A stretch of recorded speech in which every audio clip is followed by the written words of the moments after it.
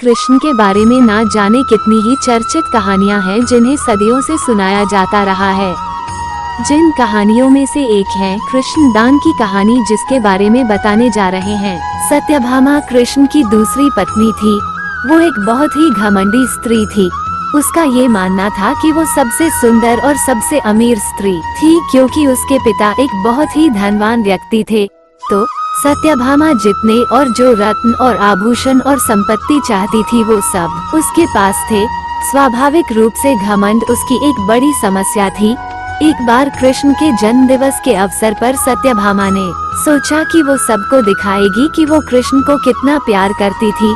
तो उसने तय किया कि वो कृष्ण के वजन जितना सोना शहर के लोगों में बांटेगी। इसे तुलाभार कहते हैं। ये मंदिरों में होता है। लोग एक बड़ी तराजू में अपने वजन के बराबर का मक्खन, घी या चावल या कुछ और रखकर वो चीज लोगों में बांटते हैं। चावल, नमक, दाल या सोना या वो कुछ भी आप दे सकते हैं जो देना चाहें। ये प्राचीन परंपरा हमारी संस्कृति का एक हिस्सा है। सत्यभामा ने तुलाभार की व्यवस्था की। लोग बहुत प्रभावित हुए, पर कृष्ण पर इन बातों का कोई असर नहीं हुआ। वे जाकर तराजू के एक पलड़े पर बैठ गए। सत्यभामा जानती थी कि उनका वजन लगभग कितना है और उसने उतना सोना तैयार ही रखा था।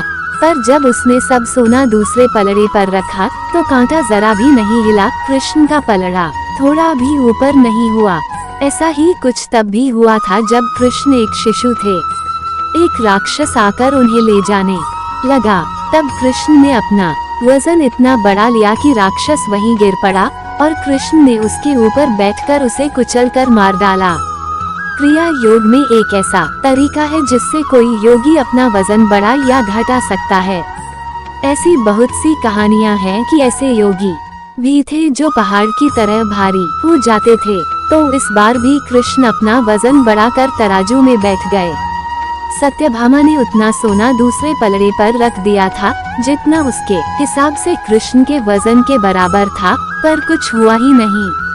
तब तक शहर के सभी लोग ये घटना देखने के लिए आ गए थे। तब उसने अपने नौकरों से वो सभी गहने मंगवाए जो उसके पास थे। एक के बाद एक वो गहने डालती जा रही थी और सोच रही थी कि काम हो जाएगा, पर कुछ नहीं हुआ। तब उसने वो सब कुछ भी रख दिया जो उसके पास था, पर पलड़ा जरा भी नहीं हिला। वो रोने लगी क्योंकि ये सब उसके लिए बहुत शर्मजनक था।